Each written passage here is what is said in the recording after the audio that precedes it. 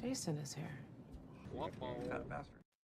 Hello, everyone. I'm Jason from MakingStarWars.net, and today we're going to be talking about the third episode of Star Wars: The Acolyte. I got my sister, Bespin Bulletin. We're in a coven together. We sing songs about the Force, right? Is that true? Can you confirm? I can confirm.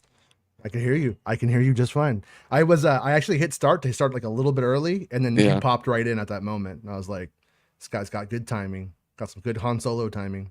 I got the Force, Jason. It's a feeling. I was like, he's going early. I gotta be there. If you liked it, put 1 in the chat. If you didn't like it, put 2 in the chat. And if you haven't seen it yet, just don't say anything. Or put a 3. Put a 3. A 3 is fine. Put a 7 in the chat, actually. Put a 7, Baymax. So yeah. So I just finished it. Do you have ads on yours, or do you not have ads? I do. You were like way ahead of me. You were like way ahead. I don't know. You were like, I don't know how you were doing it. I think you were watching it at double speed, like it was a podcast or something. No, I don't think we can do that on Disney Plus. There would be shows I would do that on. Maybe I would have seen The Bad Batch. Oh, there you go. But no, I hit it as soon as it turns 2 a.m. for me. Mm-hmm. Yeah.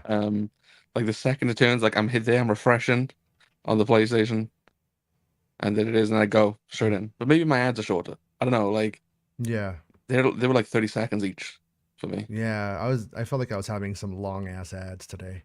Yeah. So okay, I finished it. You and I were texting during like my breaks and our breaks or whatever, and I would probably honestly, to be real, say that this is probably my least favorite bit of Star Wars television of the modern era. Really? Oh, I wouldn't go that far. I'm like not there at all. I can't think of anything worse. This felt like, you know, in Mando, when you get to that village, like there's like that when Mando meets that one chick in like the ATST episode. Howard directed one. Yes, that one sucks. Like those people look like Star Trek. And this felt like that. This felt like Star Trek, like bad to me. They're like singing songs. I mean, I was ahead of you for that. And I texted you. I was like, wait to get the song. Yeah, no. I like I actually like the witch stuff in Clone Wars. I like it in Ahsoka, and I didn't even mind the actual mom. Or the like leader mom. She was good. She was a good actor. She's one of after Soul was probably the second best performance in the episode, I would say. But I'm the kind of Star Wars fan who can get caught on intrigue and just be like, I'm gonna go with it. Mm-hmm. My problem is I learned very little new anything from the episode. I learned that they were born through means some might consider to be unnatural, like through the dark side or something, it sounded like. Darth Maul's grandma carried him. And after that, I think I knew everything from the other episodes that told me this stuff already. So they showed me what they already told me. And I was under the impression that they would have more... there would be a bit more of a spin on this, where I would go and I would see this and I'd be like, oh, that's what they thought happened, but here's what really happened, you know, kind of thing. And maybe that will happen later. I don't know. But in this episode from this week on the week-to-week watch, I thought it was redundant for the most part. I don't dislike the episode. There's elements of it that I have issue with, and you know, I'm not the highest on the show at the moment. I obviously wasn't here last week, but I did tweet out brief thoughts, which was first episode 6.5, second like 7. You know, they called you a twink. They called me a twink. They called me a twink for like, yeah, because that's the thing, right? Like with the internet, it's not the place here, like in this community that you have. Yeah, but like on the internet, as we know, if like I say that's pretty middle of the ground, right? Saying something's a 6 or 7. Right. Yeah, but these are also babies who think that things are 10s. When I'm of the opinion, I always say nothing is a 10. You know, so it's like, so that's actually a pretty high ranking. So yeah, so But when to yeah, get called a twink because the show doesn't have alpha males and I like it or something. It's weird. Um, yeah, and I, and I think twinks like alpha males. That's the irony of it. I don't know. So then it was Sorry. so I had that, and then the opposite like response as well from people, which was, how can you give this such a low score? It's clearly like a 9.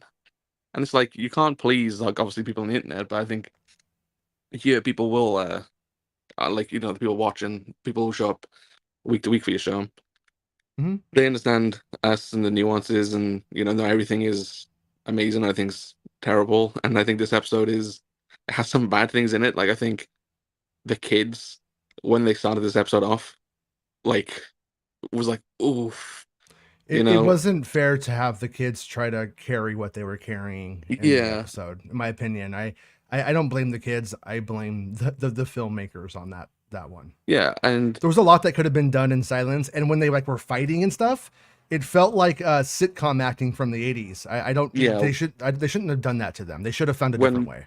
Anisea was like using the force against like the others, and they like pushing each other back all the time, and like just Yeah. slapping each other. Like I'm just like, what are we doing right now? But um, I think the OSHA kid got better as the episode progressed.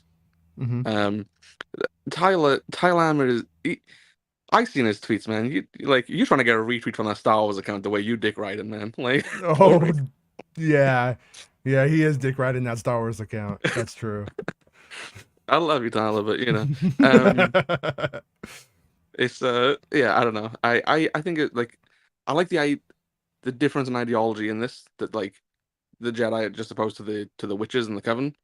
Mhm. I like the struggle that Osha has between, well, this is my family, this is like my heart, this is, I don't want to leave them, Yeah. but I feel as if I'm not meant for this. And she's drawing things in that book when you assume she's never had any experience with a Jedi who knows what it is, but she's drawing symbols. Like it feels like something that's calling her that she has to do.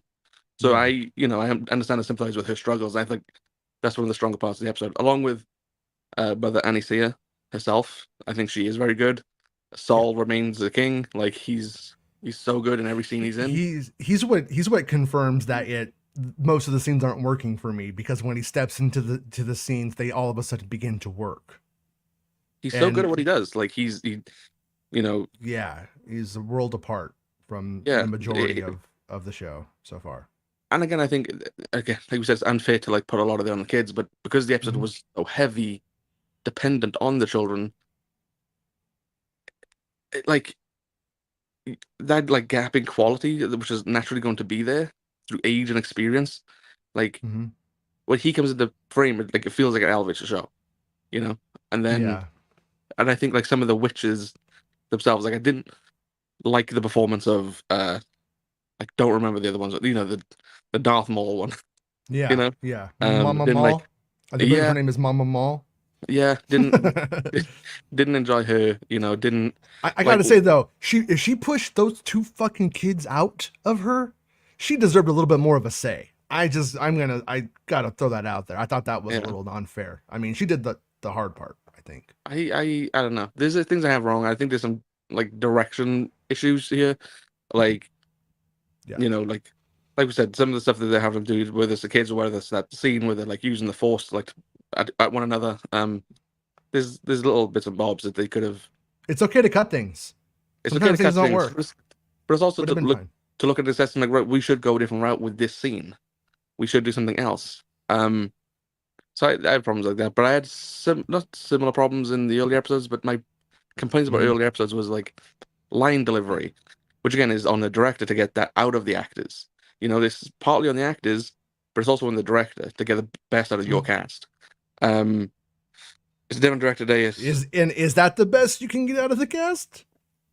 You'd I hope not. Like with some of if it the is, they hired like, the wrong people. well, some of my complaints about the first episode was to do with Stenberg's portrayal of May. I Mhm. love what she does with Osha, and I've seen Stenberg in a bunch of other films in the past, and I think Stenberg is incredibly Yeah, talented she's really person. talented. So I know for a fact, with a good director, she can do a great performance. Mhm. So for how she for me acts as May, that could have use some work and a different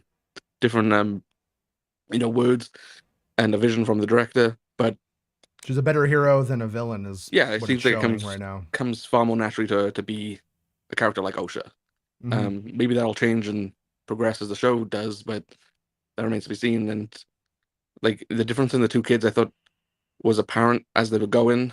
Like the May kid was worse than the Osha kid, and it got a bit cliche, which again isn't the fault of the child. It is the fault of either the writing or the direction in how May just, as a starter, she's there and it's like, oh, she's clearly the bad one because she wants to keep like using the force on this butterfly, and then as you progress into the episode, you know what she decides to do with the fire and how she treats things, and she walks into the room and she's storming in like Kylo Ren, when when Osha's about to leave, Yeah. and like the face, and it's again like it's a child, but it's again as a director you can do different things. Like that doesn't work. Like there's a different way to go about it, but I don't know.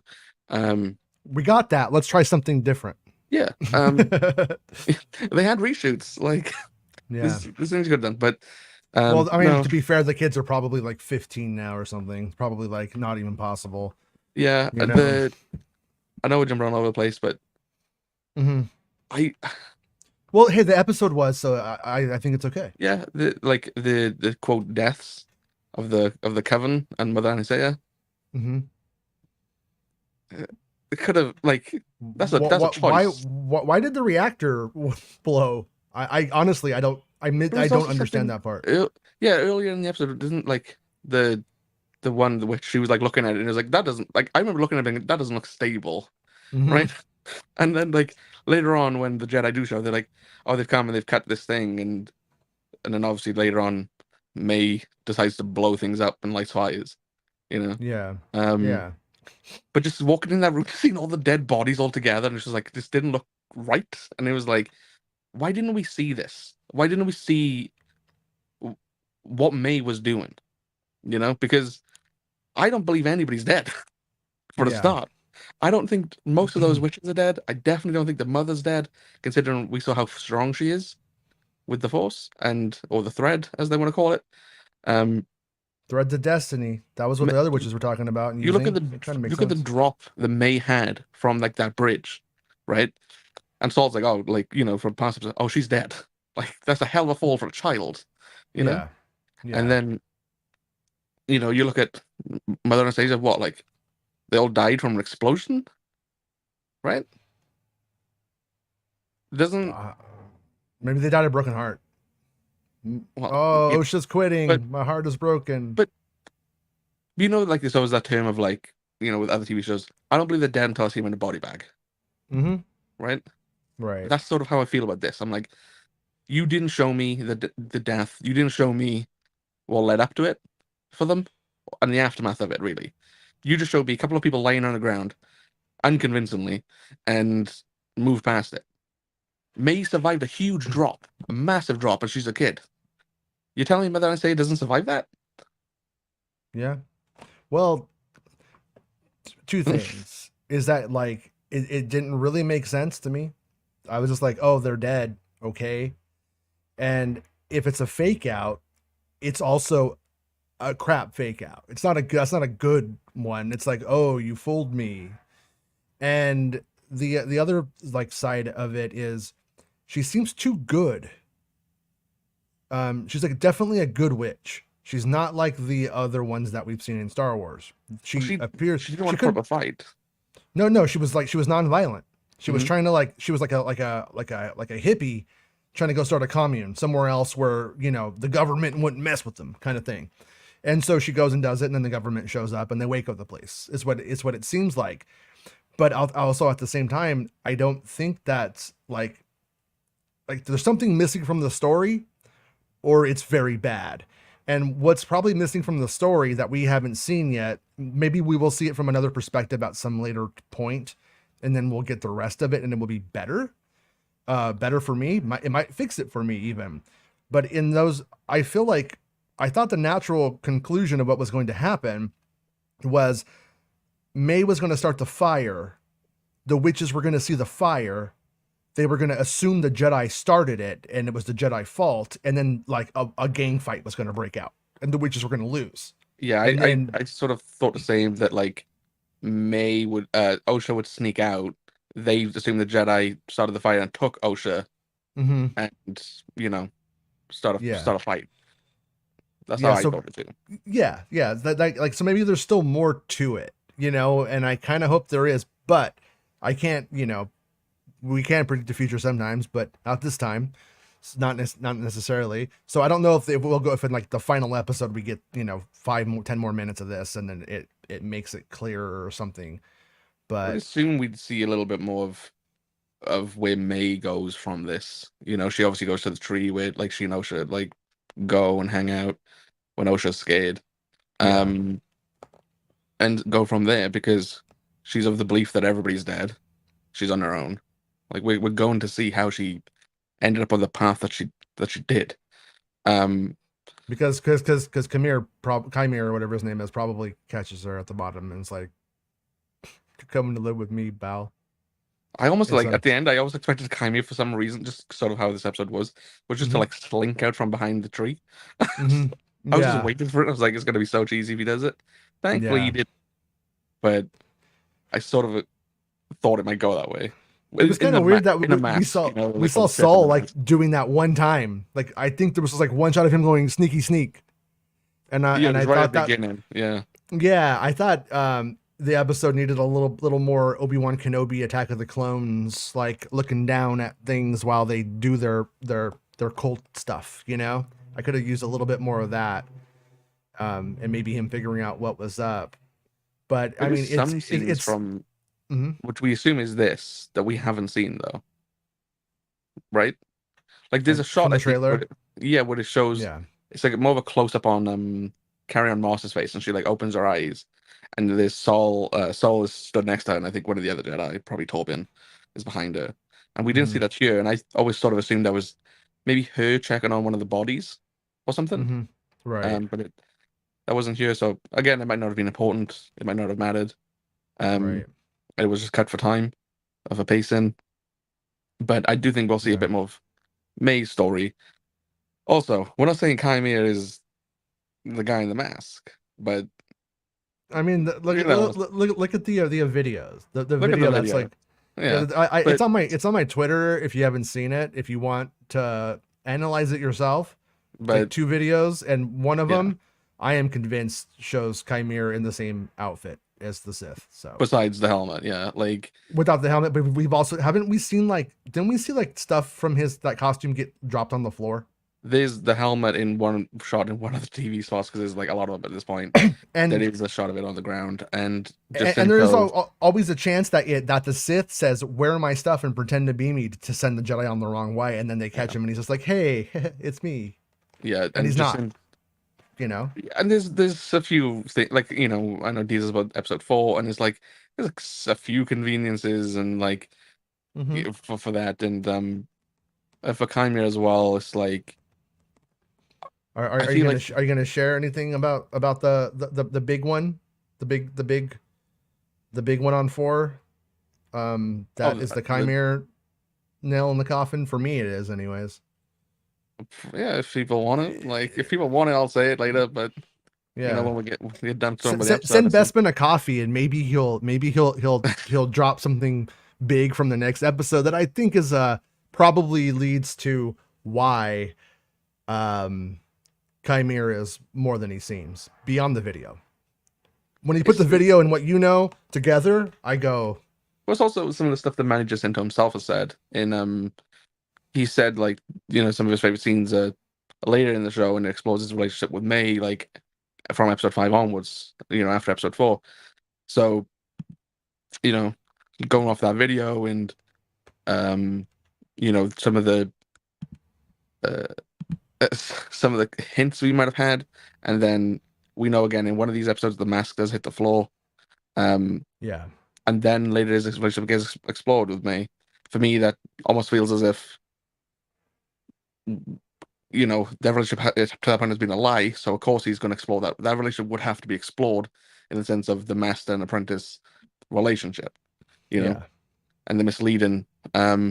But But yeah, it's the So what do you think is up with the what do you think is up with the whole both of them being born unnaturally? Do you think they made a deal with the Sith? The Sith gave her some kind of knowledge to like do this, but but then like the Force reacts, and instead of giving the one, gives the a two to offset what their goal was. I don't know if there's any like sort of deal with the Sith. That could obviously be a thing, but it also could be that the push and pull of the light and the dark in the Star Wars universe, which Yeah. then leads to this.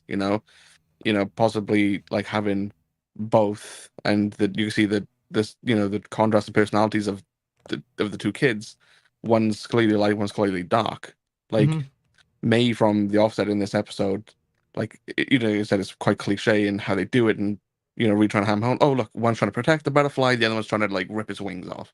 Yeah. Like some of the dynamic between the two, and obviously as we see later on with what May does and how Osha reacts. But But it could then just May be that. also doesn't kill the father with the baby at his knees and in the But that bar in could the just first be scene. because she's Oh yeah. you know I don't Yeah. think May is at a core a monster. You know, May wants her family to remain together. Yeah. And if she going to that scene with the bartender, like looking at the child, she has lost a parent. She Oh does yeah. not want to take that from somebody else. She does not want And that. that's empathy, and Yeah, that's the opposite of evil usually. yeah.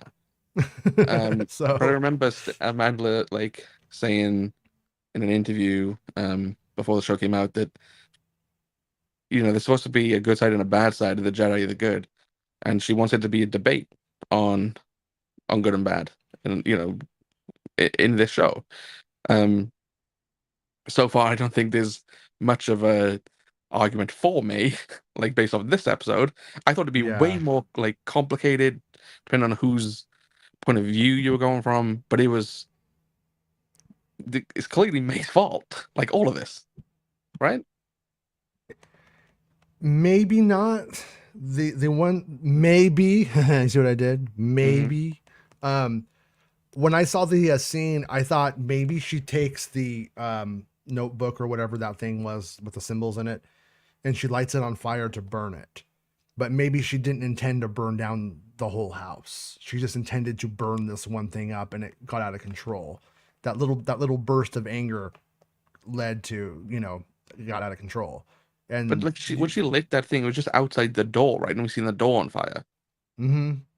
I mean, She she then literally runs. does tell her sister, "I'm gonna light you. I'm gonna kill you." She says, "I'm So going to kill you." Yeah, yeah, and again, like she lights that little fire and it goes around the door, but yeah, then she scarpers off and goes elsewhere. Like, and then yeah, that like reactor thing explodes. yeah. Like, and the question is like, what have you done, May? And she blames Osha for this. But to me, at least in this, like again, we might get more of an explanation in later episodes. But at this point, there's no real sympathy for May and her actions. No, no. So if you're looking at it just from this episode, and May's motivations of I blame the Jedi for what happened to me and my family, these four Jedi that paid us a visit who didn't cause conflict with my mother and my family, and who did not also cause conflict back, Mm-hmm. they are to blame. Naturally, she will blame them for showing up and giving me the opportunity to the opportunity to leave. But you know what I mean? Like I thought it'd be a bit more of a gray area in this Yeah. episode, and it doesn't feel like it for a show, for an episode that explored different ideologies. And I liked the witch's ideology, Mm-hmm. but that was just a bit too black and white. Yeah, I thought we were gonna have more of like a Rashomon effect, where you see the crime from multiple perspectives, and each perspective gives a different sort of angle to what happened. And we had that in the Last Jedi. Star Wars has ripped that idea from Kurosawa Mm-hmm. before, and then this is like sort of the supposed to be like the martial arts, maybe Kurosawa inspired Star Wars in a way. Maybe I don't know. Maybe that's not fair.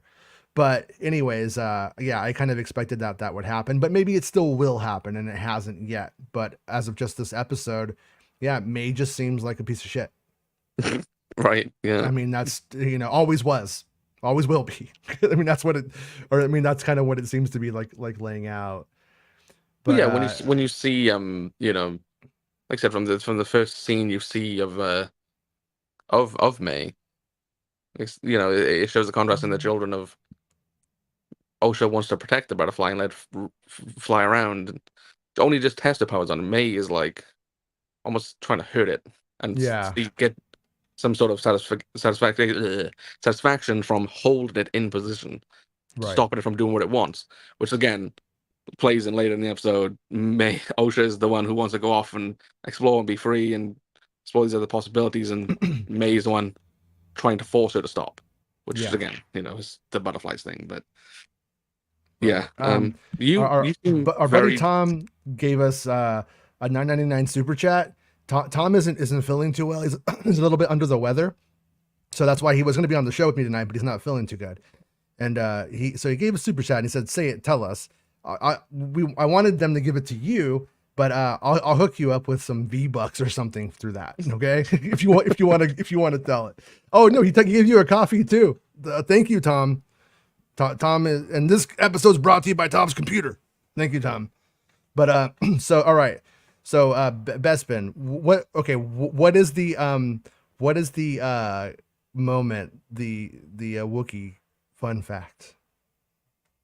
Well, you said it's Wookiee related. Obviously, it's the Wookiee fun fact. I mean, for all I Yeah. know, I mean, Yeah, they got red dog dicks. I don't know. yeah, this is what I heard. I don't know. Like, this is just what I've heard. I haven't seen any of this or anything. Like, I don't know. But May is trying to kill 4 Jedi, right? Only 2 remain, Kelnaka and Sol, and they go into a planet where the Kelnaka is. And that's like in the last, on the second episode at the end, Kaimia says he knows where he is. Found him. Yeah, don't kill me. I know where he's at. And she's like, yeah, you're my buddy. And then so from what I've heard, and I don't know, like I said, I haven't seen this myself.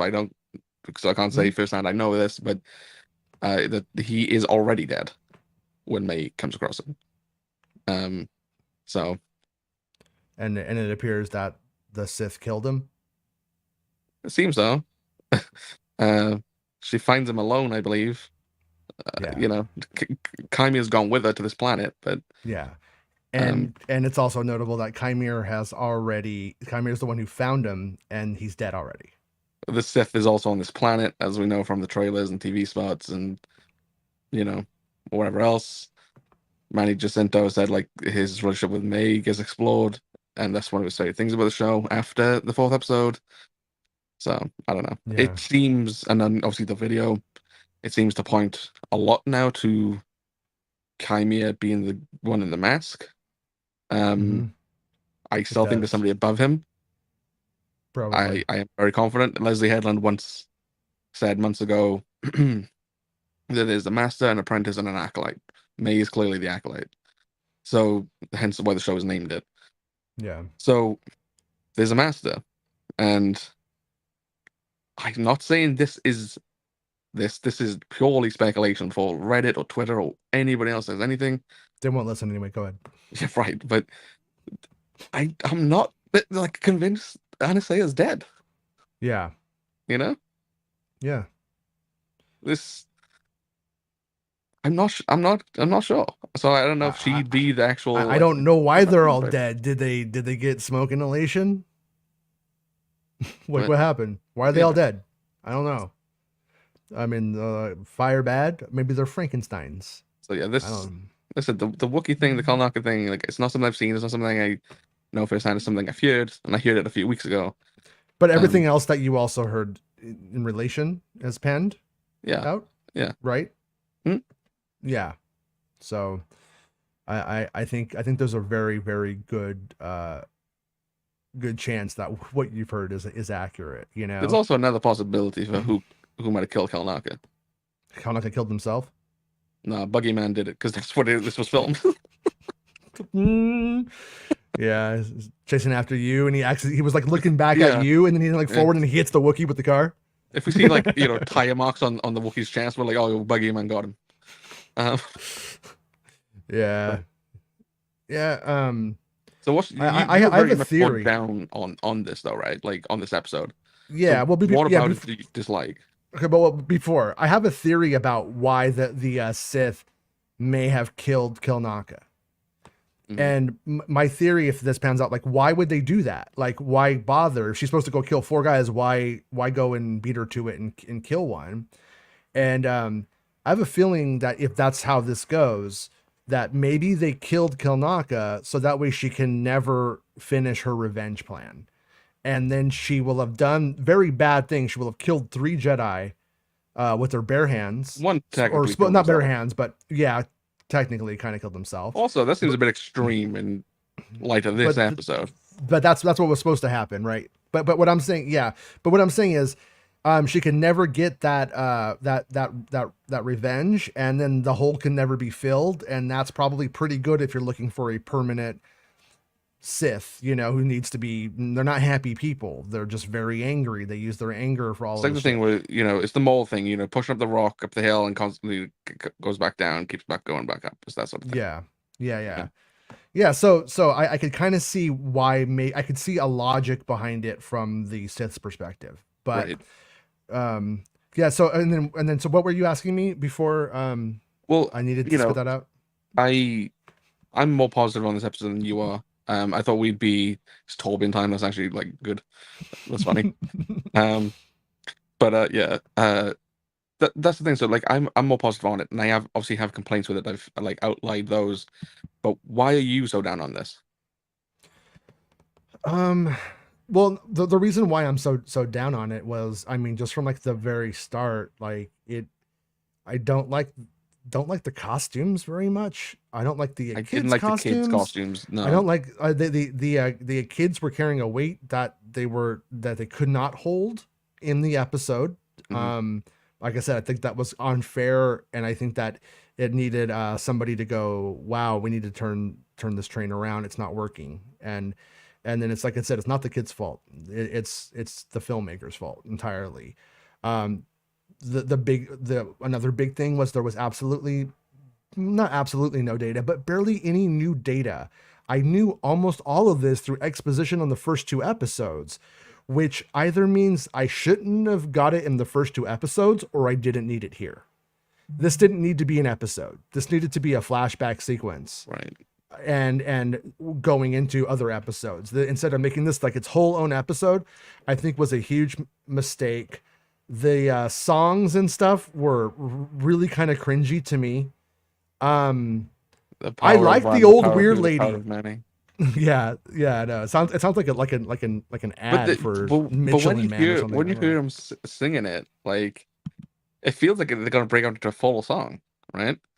And then, I thought it was going to full celebrate the love. Actually, I kind of did like the moment where the witches are kind of like doing their little rhyme, and then the music though kind of goes and actually scores part of the music to it, and then adds an actual chorus. I thought that was well done, but it was like it was still not good. It was a good idea and a bad inside of a bad idea. Yeah, it's how I kind of felt about it. And I like the one witch just as a cackle.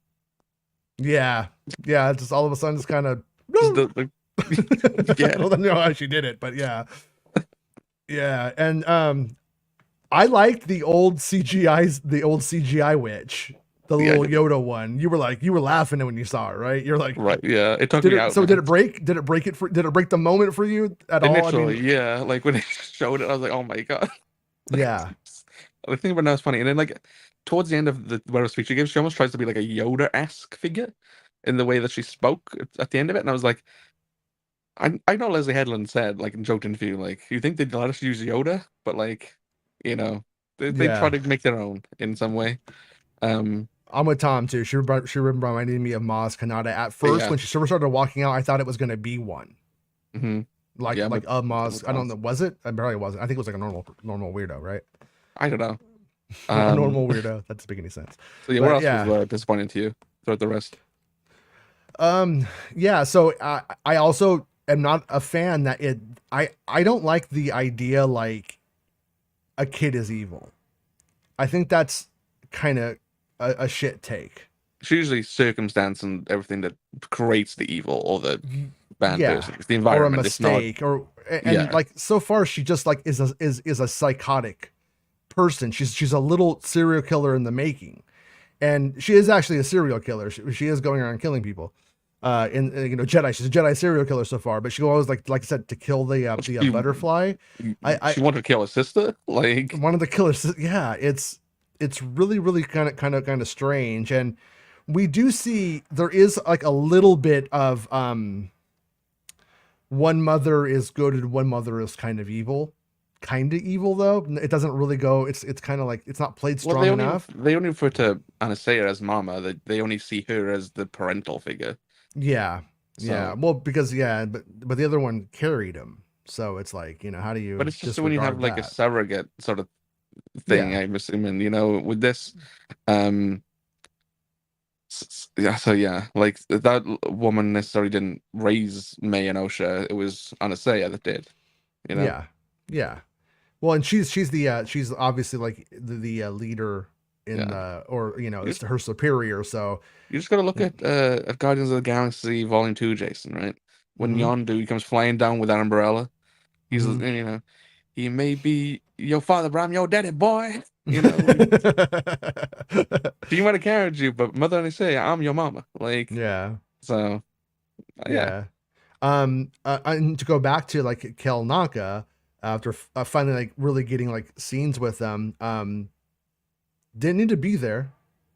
Didn't really serve any purpose. Hoping They time don't. also didn't need to be there. Yeah, they don't know what to do with Kel Naka, so they're like, What does a Wookiee do? I don't know. Chewbacca weld shit. Let's just give him. Let's let him work on a speeder bike for no reason out in front of a ship.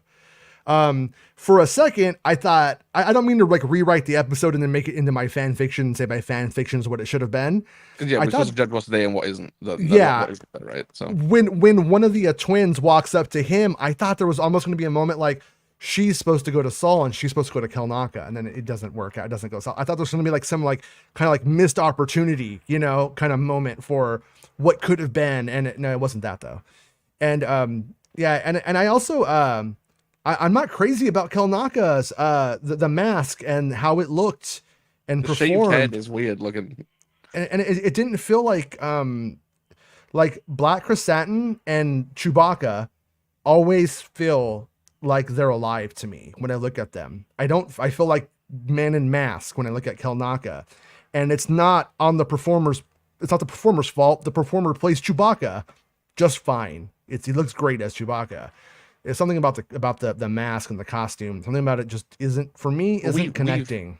We've both had issues with a lot of the designs on characters within this, right? Like we've complained Yeah. about Vanessa Rowe and Jackie Lon's appearances in this, and you know how they've been decorated. But it's Yeah. I think be but like Kalnaka's head is shaved on the sides. He has like a Yeah. samurai thing also almost on the go. Yeah. And it took me a while to realize it, you know. Yeah. Yeah. And yeah, like because it doesn't look right.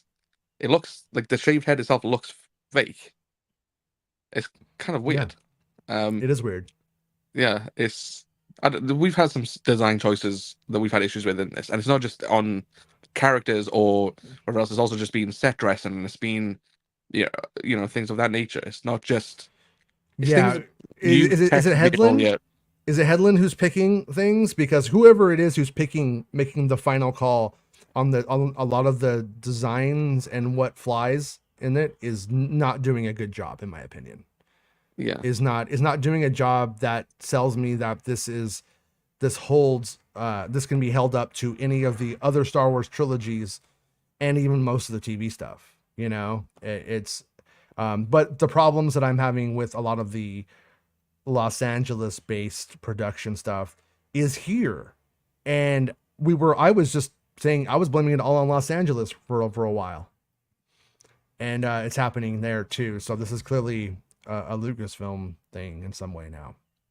And Some of my yeah. issues with the California productions are different to my issues with this, even in terms of like set designs. It's different, or costume designs.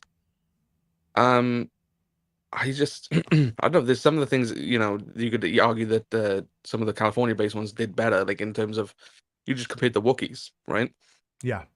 The California ones has done Black Satin right in our opinions. And then there's also like, even when you look at like paint jobs on characters and like aliens, a lot of them feel better in that than they do here in some time. You know what I mean? When you look at Vanessa Rowe and Jackie, like stuff is missing. Some of Vanessa Rowe is inexcusably bad to me. yeah, There's never going to be a moment where all of a sudden like that this, works. but like in this, like in terms of like the visuals, the CGI and and everything that comes with it, the VFX aren't taking me out of this one. But Yeah.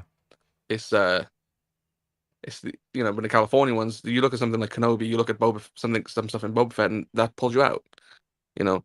This does feel like lived in, but sometimes it feels as if it's not from the right universe.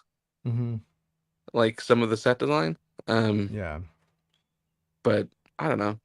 Like I said, I'm more up on it than you, but like just to go off the punch you've had issues with in this episode, I agree with you. Like, And I just had witches in Ahsoka, this basically in the same year.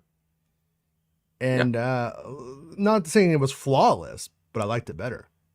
And that was kind of I think sort of lame. Well, To do two ideas this close together and then have also both of those ideas like not really not to say that they don't sit beside each other, but one is just so much better than the other one to me. In terms of design, or in terms of, because I feel like we explored the witch's ideology better here than we did in Ahsoka.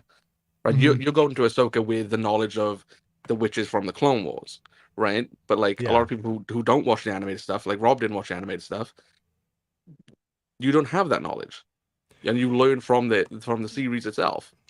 This I'm like less some, is more. Less is definitely more on some of the stuff. Well, like I said, I like how they view the Force and how they view the world. Oh, that is fine, and that makes sense. I mean, on our own planet here, everybody has a different take on the Force, like religion, or God, or whatever. Yeah. So it's like, of course, and a coven full of women would see it in a different way than a Jedi Order on Coruscant. Like I get that. That stuff's fine to me, and what it is. The problem for me though was this whole episode felt like they wrote the visual dictionary guide and then said we should make all of this into an episode. And most of the stuff that I saw on here would have just been, oh, the witches force push each other all day long to practice secret magic that they can't do in the open. Like, and it's like, and you read that and you're like, huh, okay, cool, yeah, whatever. Yeah, well, that's and you move on. It's quite bad. Like you said, they're force pushing each other back and forth. The kids are like pushing each other and slapping each other in the background. Again, that's got to be on the director. Even if the script is calling for it, you've got to have a conversation with the showrunner of, hey, I don't think this is coming across well on screen. Maybe we should try some different takes and like a different vision and get the best out of it. Like that's definitely on. I think the director and the showrunner is Headland. That would be on her too.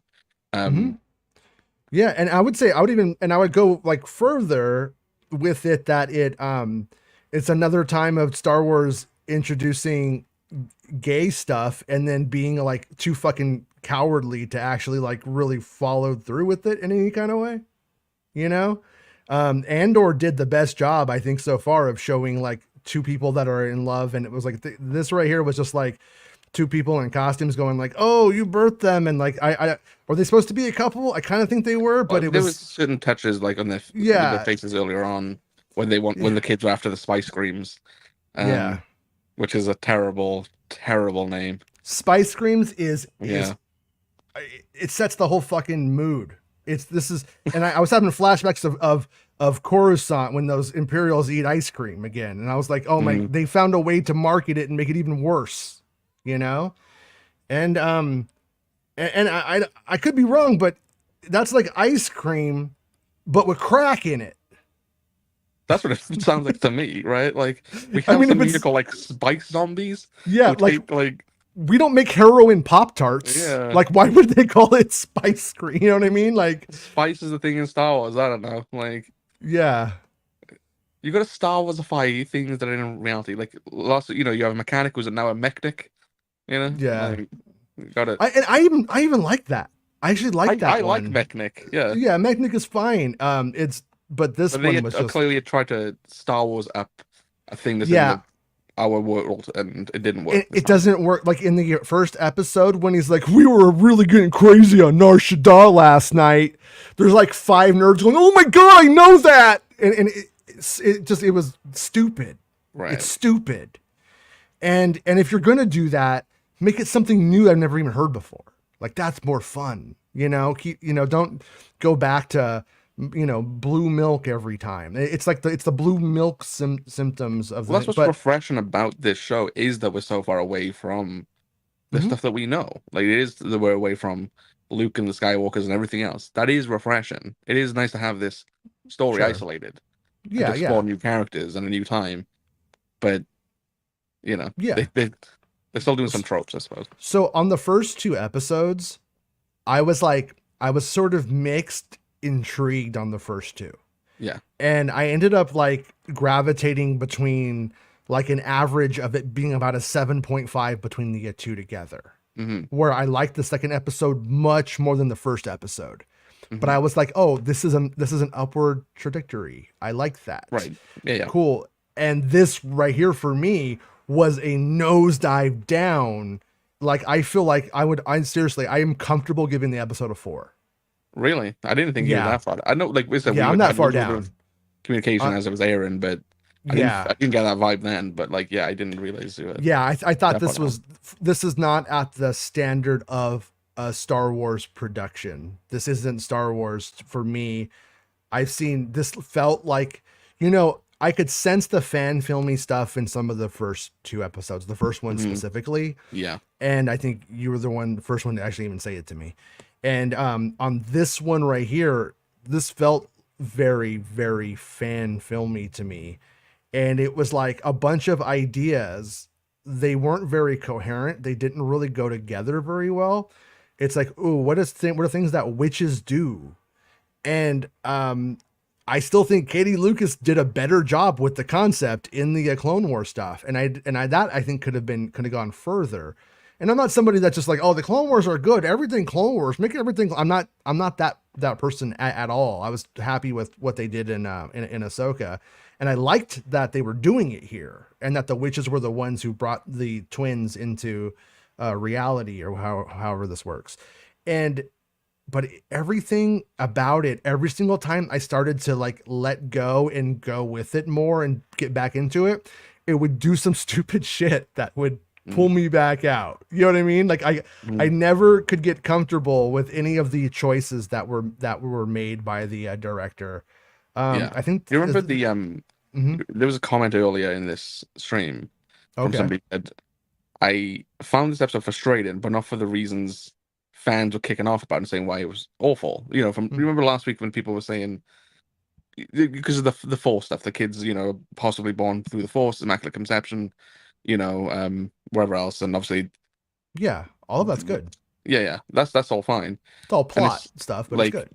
And like all the complaints that you have about this episode, it sort of reminds me of last year around about this time last year when you and I were watching The Idol, which everybody had these problems with it, but weren't actually problems. The show actually had problems within it if you watched it that were related to filmmaking and not just, Lily Rose Depp is topless often. Like there's actual problems in there, and like the people who complained in advance about this episode were complaining about the wrong stuff.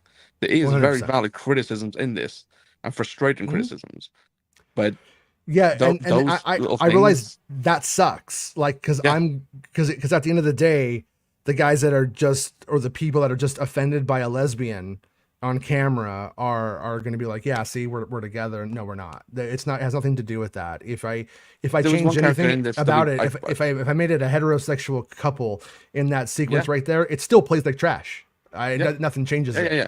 There was like one character me. which is just a character speaking and like sort of in the background most of the time. And we text about it and was like, well, that's somebody out there is just going to complain that this is in this scene, like that was, and it was like, which is ridiculous and redundant and disgusting, like people's complaints about this are like ridiculous. There's valid criticisms and valid problems with the actual filmmaking, maybe the construction of the script and the direction, the set design, the performances, but that's not what anybody is going to focus on. And that's the problem with Star Wars being hijacked by the culture warriors on both sides, is no one will talk about where they're totally off base, where they've strayed from the path and things aren't working out. That's, instead it becomes, oh, you don't like this for the social reason, whichever way you see it. And at the end of the day, it's like, oh, well, maybe it was the editing. Maybe it was, honestly, the strongest thing about it for me though, I didn't like the song. I thought the song was pretty lame. I thought they were going to break out into some Michael Jackson shit for a moment, but the music is, I think, really good. I think the music is the strongest thing about the episode, and music's been very strong throughout the 3 episodes. Yeah, even at that, and I've and I was going to say earlier, I was kind of mixed positive on the first 2, but I actually watched it 3 times, and so like on those first 2. I could say they're not perfect. They're not like high art, so to speak. But you enjoyed them. But I really do. I could watch it 3 times. And so on one hand, it's like, yeah. And I'm curious if I watch this 3rd episode again, if I'm like, okay, I was too hard on it, or, I think I went into it with higher expectations than it did deliver. Well, and the first 2, some of the moments in the first 2 though did feel like a Star Wars film to me, and that's my big problem with Star Wars television as of late. When we don't have films, is it feels like a TV show the whole time on this episode, and I'm looking for it to feel like a movie, and that's not fair. But that's the inconsistency of the whole thing in the last 5 years. Right. Yeah, and that's something we've obviously lobbied as criticism towards other people, not ourselves. Yeah. As like a lot of Star Wars fans who only watch Star Wars, expect movie quality each time, which Andor delivered, but the other productions did not, including this one. But yeah. I agree with you, like I said, with some of the scenes in the first 2 episodes, specifically the first, you can see the money's there. The money's there more than it is in the California productions, but sometimes the set itself doesn't feel like it's from our world, from the Star Wars world. It feels like from a different franchise or wherever else. Willow. I remember you, Willow today. Yes, I liked it actually. The planet, the exterior shots, the visual effects. I think Rob last week mentioned that there feels like there's some inconsistencies between what you're seeing in the established shots and what you're getting when you're inside of it. No. Yeah, he is right. Yeah, he's right. I felt that a bit on this one. I did too. Scenes, like I said, and also that place. I basically spent a month going through that forest and everything else, so I'm very familiar with it. So it's very odd to see it there. Yeah, and like being as close as I was to it all and everything, but I didn't have a problem with even seeing it and knowing it. I didn't have a problem with its design and how it was used in the show. Yeah. Again, think of that actually. Like, okay, I text you about the mountains, right? Because you text me a picture of one, and I was like, that actually isn't there. Like this thing, blah blah blah. Yeah, I was just showing you where I was at. Yeah, I was just saying that mountain actually isn't there though. The mountain's behind. Because you were so far ahead of me, I was like, does he? How was like 2 minutes. So I wasn't that far. I don't know. You were like, they're singing. I'm like, they're singing what? And then they were singing. Yeah, but like, there's this old lady on screen. I'm like, what? Then there was this old lady on screen. Yeah, there's one of the TV spots. Oh no, it's one of the trailers. You see the Jedi like on those mountains, like walking out in like a line. There's like a bunch of people behind them. That isn't there in this episode. So I do wonder if there is more or not, or if they just cut it for time. I hope so, because if there is, then my opinion of the week will change, like on retrospect. But if this is it, if this is the majority of it, if Yeah. this is really it, then wow. Earlier today when we were speaking, you were like, I think a lot depends for you. You said, I think a lot depends on this third episode. But if it does go Mhm. put down, and now that you've seen Yeah. it, like you said, that this episode sort of depended because it was the flashback and it is the story of what the motivation of why May wants to do this, why each other thought the other was dead for so long, and going through that. So yeah, you know, and it's disappointing to hear that now upon seeing it, you're on the other side because you Yeah. said it would affect how you viewed the first two as well when we Yeah, spoke probably. earlier. Yeah. I mean, my hope at this point is we get back to to the present tense of the Hmm. narrative, and it's like, well, it feels more like business as usual. But yeah, it right now I'm like, um, I don't get the May character from this at all, and I was like, I kept expecting there to be like a scene or a moment where we were gonna like learn that if one of them goes, some plan that they have won't come to fruition, and then Hmm. like the whole coven was gonna break apart because of that. I thought there was gonna be something else that was gonna, you know what I mean, that was gonna make it sort of Yeah, it's just that the Coven like will go gel. on, like with them, it'll continue to a new generation. Like Yeah. that was all it seemed because I think they said they were going to go extinct or something, right? Like they were the Hmm. last of their kind and they've been forced out. And May and Osha was the hope for them.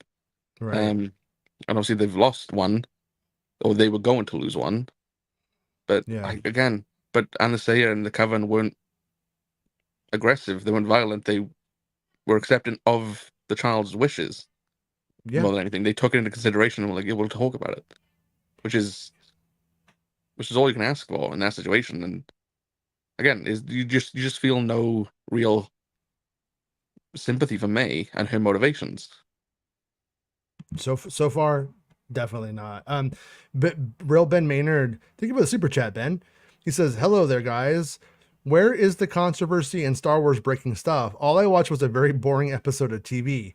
That's the only thing the show is guilty of this week." Yeah, Yeah. I'm with you. I think anybody who says this killed Star Wars or Star Wars is broken thanks to this or whatever, I think they were already out, Hmm. and this is just more of them going, oh, I'm out, I hate this, and that's Or fine. it's Just people who's but looking for things to complain to make money from, you know.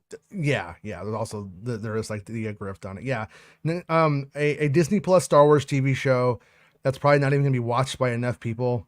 It's not enough to kill Star Wars.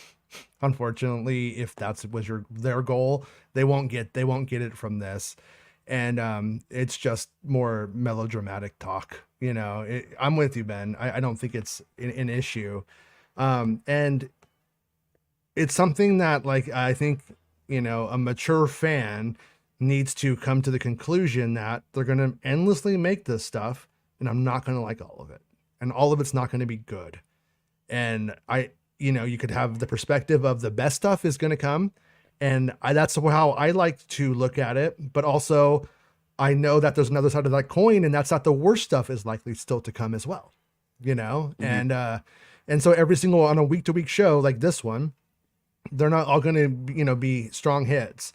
And I was of the opinion that as it started, this might end up being like an 8 or 9 for me. Like maybe it was because it was going up, but it did dip down. And right now, like this series to me is feeling like a 5 or a 6. And I'm hoping that the moments that come later on are good. I'm not the kind of guy who like just watches Phantom Menace and goes like Qui-Gon Jinn is the only good thing about this. I think that's important to say before I say this. But the stuff with Saul he is so much better than everything in every way about the show that I'm like, they should make the next show about him if he lives. That character is really good. The performer is really really good, and I would rather just see space adventures of that guy or stories involving that guy as a Jedi as opposed to what we're getting. Well, And I can't, so at Osha, like when they were Master and Padawan, right. like because Stenberg as Osha is very good. Mm-hmm. That is a good dynamic that they do have. Yeah. And like I said, Saul is fantastic. Like you text me, like I text you saying like Saul is still a king, and you text me back and you were like, Oh no, he elevates this. He keeps this above water. Like he is a star in every episode he's been in. When I'm gonna rewatch this again, like in the next day or so, and when I do, the only thing that's making it not like I don't rewatch Bad Batch because I don't like it, and there's nothing to like. But Saul is the one thing that I know I could go back and watch this again because his moments are so strong, you know. Ben says, "Hey Jason, here's another question. So many reviewers made it seem like this episode was going to be controversial. Did they take the angle just because it was all women? Like, I seriously don't understand." I honestly, I would be guessing to say, because I you know, like I said, I have a war games approach to everything now, and the only way to win is not to play, you know, and all of this stuff. People that say that kind of stuff have a vested interest in people getting mad about it, because then they get to take the moral high ground and be like, look at how bad these people are, and I'm so righteous and good on the right side of history, and they get to smell their own farts. And then the people that are actually trash, who are like, oh my God, I saw a gay person on TV, it makes me sick. They're all like going, oh well, here we go, money stuff to outrage my other friends with small minds, you know. And you're just like, it gets boring. So I don't know, man. I don't know why they would do it. I saw a little bit that I didn't even want to see, saying like that the Force was female now and blah blah blah, and they were doing that whole thing. And I didn't see anything in this that would make me think that it mattered. And they might think that, but who gives a shit if they think that, you know? I think reviewers, I remember like some of the reviewers were complaining about how it changes like mythology in it because of how the twins are born and whatever else. I think that's where it started through reviewers. Yeah. But I think it was twisted later on by the usual sort of suspects who, okay, this immaculate conception with these twins, maybe this coven of witches did this, blah, blah, blah. Like, I'd have taken it to the extreme and looked for things to complain about because it's an easy grift. And, they would have created a lot of anticipation negatively for this episode and upon seeing it. And I think for that sort of crowd, there's things in it that they will get mad about, like, honestly or dishonestly. And that's unfortunate because, again, this is why I sort of remove myself from any of it. Like, I converse with you and friends, and I listen to the chat here when I do come on because I think it's a lot more balanced here. Everybody has their head screwed on, and there's no crazies. And but the culture online is, as we've spoken about many times on and off, is horrid. Not fun. It's not fun. It puts a dampener on all of this. Like people who went into this expecting some outrage to come from it, and like Ben said, there's nothing in this. It's just a boring episode of TV. Right. But they're always setting up. There's always a setup for fans of this is going to be awful or this is going to be amazing. And again, there's two sides of the same coin. Like, when in reality you can fall in between, and it's so exhausting to exist in that sort of space. Yeah, and so Royal Fino just says the only complaint I can see getting a lot of attention is the virgin birth is not special anymore. So I just don't think that's what makes Anakin special. And then Jedi of Chicago says, but is their birth truly virgin as compared to Anakin, as the witches were trying to create life themselves while with Anakin? He just happened. And I'm with you guys both on that, in the sense that I don't think it, but I also don't think it matters, because we know that whatever the plot is, it doesn't work. The Sith don't dominate the Jedi during the High Republic and win. It takes them like another 100 years to get where they want to go. And this might be like, when you watch like the Omen movies, and like, Damien's supposed to become Damien and then doesn't, he doesn't end the world.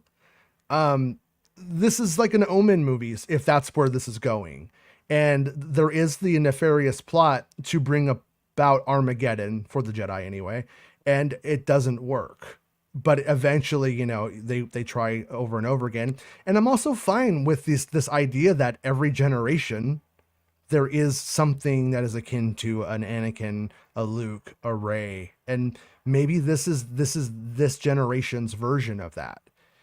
And that could be fun. So far, that's my reading of it. That's exactly how this goes, and that's the whole point of bringing in a new era, is that you can do new takes on concepts that already exist, and you could do, oh, wouldn't it have been cool if it happened this way instead, and so Doesn't you can't really win.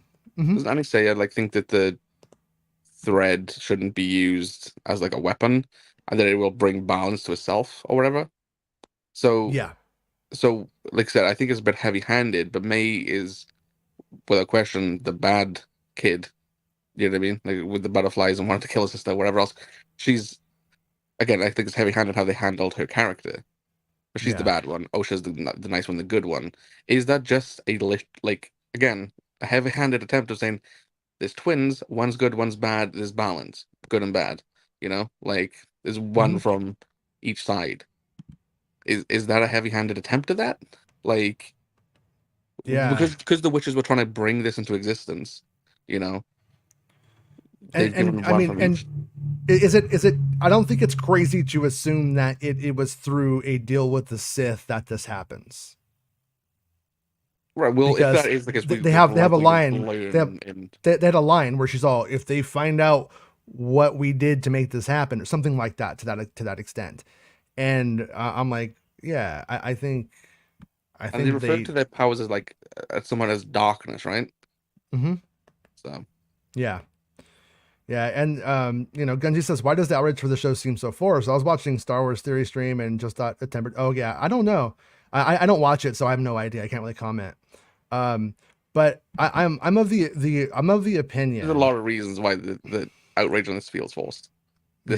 This So show. some of it is forced. Yeah, some of it is forced, Yeah. and really, I think it, like we were saying earlier, I wish we were looking at the actual valid criticisms of Yes. it as opposed to, because Which we are those are the doing. ones that will hold water too. Those are Yeah. the ones that will actually, like, Yeah. if your goal was to torpedo Star Wars in some way, that was like your life's goal, that would be a more effective means of getting there, I would think. But that's what a Sith would do. That's how Sith would do it. But I'm of the opinion still that I do think that May wants to keep her sister together. She wants everybody to be happy and a family and one thing. And when she can't have it, that's when she starts to go a little bit wild, right? But I do think that that's going to flip back around, and I think that she, obviously will do the right thing in the end. But I keep wondering if these are going to crisscross, and it's going to be like Osha finds out something about what went on, and that she doesn't know. And I was of the opinion that Saul was hiding something from her.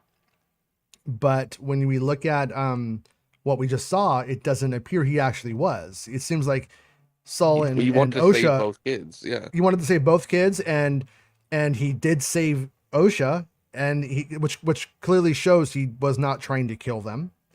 And why wouldn't he have wanted both in the end? Because in reality, if they had tested both in an appropriate manner, they would have probably taken both of them too. And but it ends up just kind of being a story, I think, where they should crisscross, like they should end up changing positions, and that would be an interesting place to like take this. But this episode was so much more obvious, at least it appears to be, that I don't know what to expect from the future of the show. I'm hoping for, I want to have high expectations, but I have low ones now. I feel like this just brought down that whole batting average of the whole show for me, like in a pretty significant way. And it sucks, but at the same time, I'm just gonna move on and then watch the next episode and see if it gets better. And then if it doesn't, then it'll just become a Bad Batch kind of series for me if they keep making them. Yeah, and I think that's fair. I think that's valid. Not all Star Wars is going to be amazing, and that's fine. like how many long run franchises have just all amazing entries. You know, like it's very rare for that to continue. Especially when you're exploring different times and different eras, and bringing in so many different people to work on their own projects. Like it's not gonna feel like necessarily consistent across the quality of every show and season that gets made. And Headland has a vision, and she's trying to execute her vision. She is a showrunner, so a lot of the criticisms that we've lobbied today at her is on her as the creator behind this show. And I think, like I said, I think it's disappointing when the things that the online criticisms are like so far removed, and like you said, with reviewers, like actual reviewers, we had this conversation the other day of they have to watch so many TV shows, and when they get sent them, like the screeners and the early access, they usually move on once they've seen and reviewed what they have to do for work. Like it's work for them, so most of the episodes going forward might not get reviewed by as many critics as had the first four, Right. and unfortunately for the culture that we're in, the fandom that we're in, there was things within those first four that they could gravitate towards and push a certain narrative around. But there is problems with the show. I'm sort of at the same level for all the shows. Like I said, I give the first one like a 6.5, second like 7, and I'm sort of like a 6 for this. Like it's sort of stayed on a similar wavelength for me, and though I'm still optimistic, the best is yet to come on this show. There's so many talented people involved in it. Like, how do you not? We might have got over the worst of it.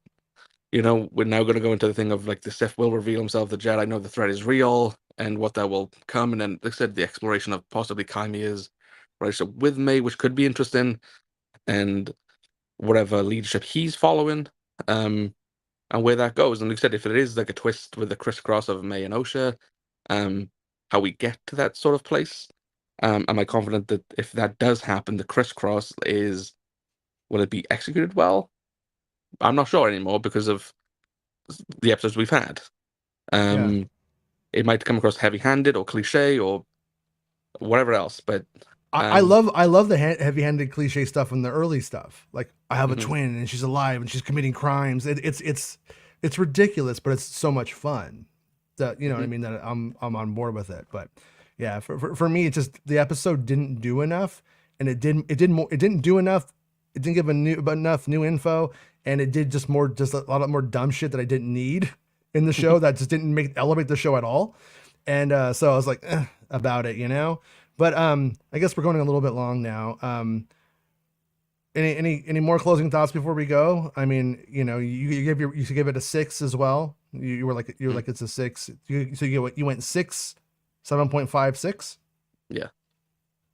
So you're kind of averaging out into the 6-ish place space yeah. right now. Like I said, I'm optimistic that it'll improve and get better. But like I said, the things in this that still interest us. Like we've the past couple of days we've just spoken a lot, just amongst ourselves of Chimea, and what he is and everything else that comes around it. There's still things in this that intrigues me and I want to get resolution to.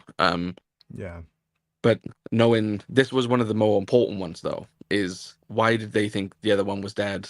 Why is May determined to kill these 4 Jedi? Like, why does Saul? Why was May removed from like the records? Why is Torben offered himself because of something so bad that happened when May was a child? I don't necessarily see the guilt. I don't necessarily see why it would be removed from the records. I don't see any of that. I don't. It's a good point. Yeah, and based off of what we saw today, and it's like they did drop the ball on the mystery elements of it, because I thought it'd be a lot more not complicated, but depending on whose point of view you had, if it'd be as clear to one person as it would another. Yeah. Right. Season 2, I don't know. We had this conversation, was it yesterday? Yeah, I think our conclusion was not at this budget if they do it, probably. Yeah, I know they've had tax breaks in the UK. The budget is 180 million. Like we don't know how much they had off for the tax breaks. Mm-hmm. But even if we say they had like 30 million off it or something. I really didn't even make the show. They didn't pay their taxes. That's what I heard. Yeah, it's supposed Remember to be that? canceled, right? Yeah. No. So yeah, no, I think what we said could happen if they know what the viewership is, and if it's like Andor, was supposed to be 5 seasons, and then whilst they were making the first, they dropped them to 3, and even on the run up to the first season release, and it was still 3. It was only when the first season came out, it was a 2 and done, Yeah. Yeah. because they knew that the show was obviously very like acclaimed critically, and Mm-hmm.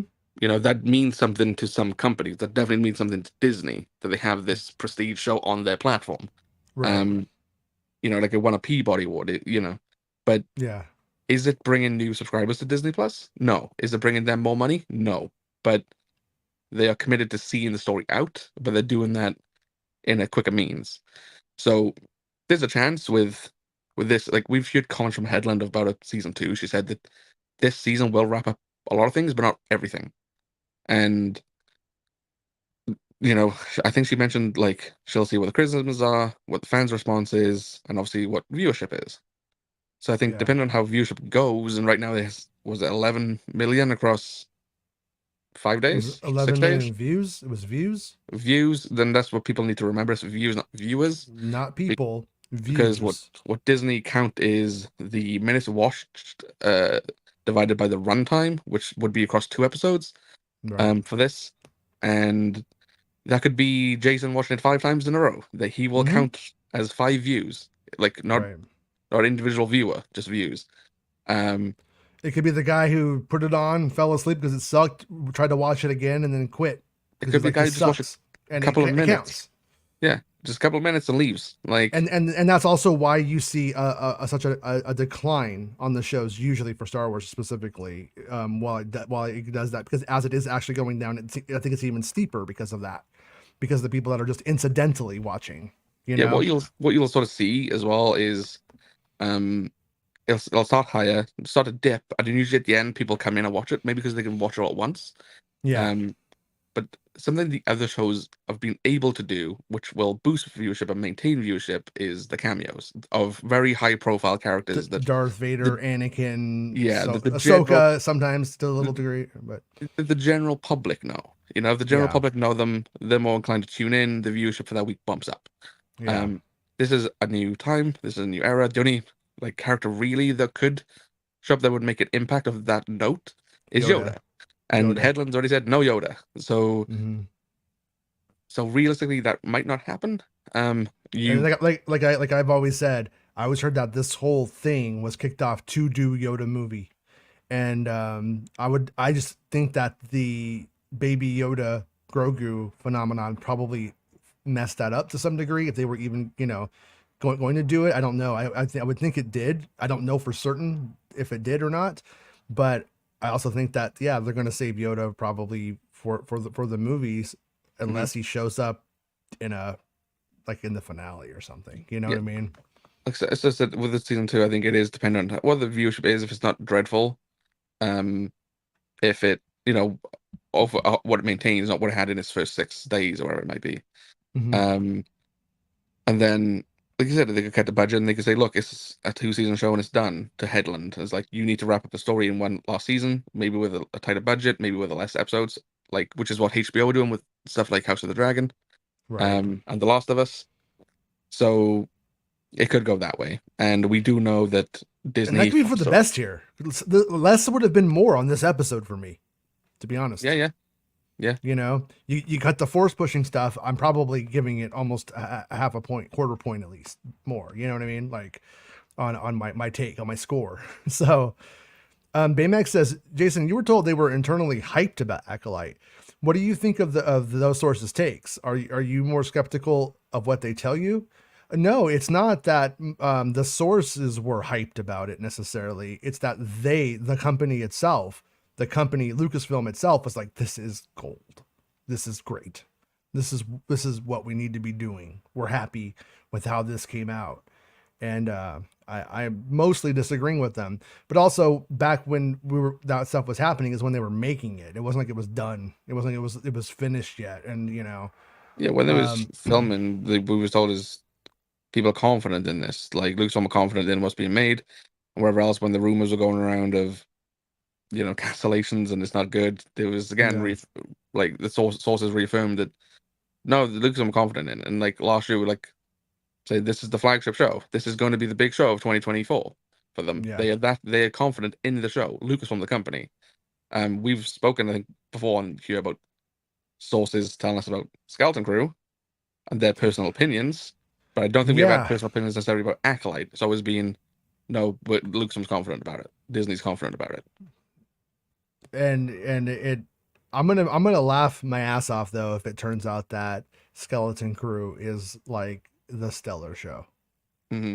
You know what I mean? If it ends up being that like Skeleton Crew is just gold, and in the end, then you'll be like, wow, that they really don't have good opinions across the board in that company right now.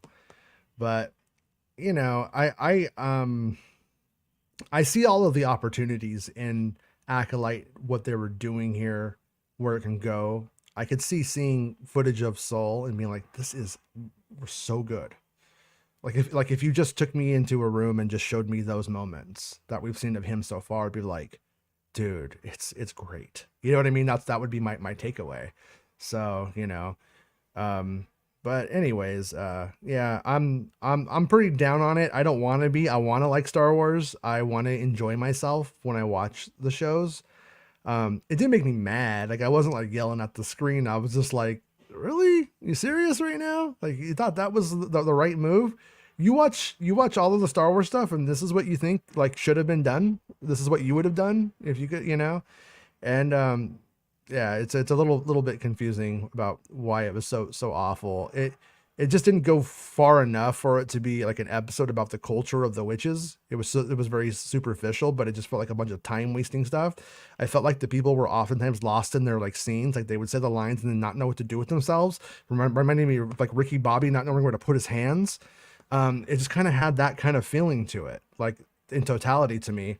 So, but maybe it's just me, Oh, look who it is! It's Penny.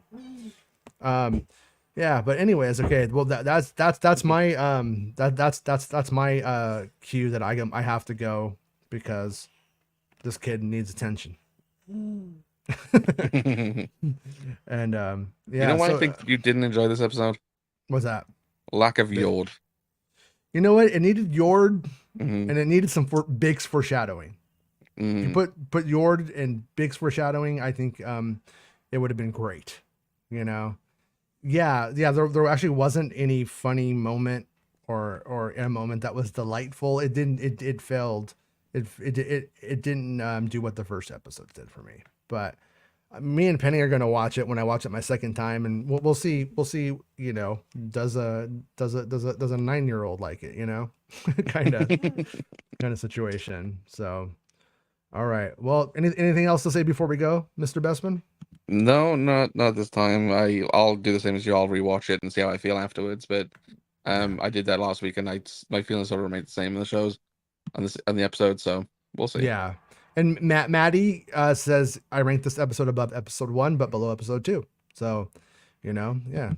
So, anyways, thank you for the super chats today, guys. Tom, feel better.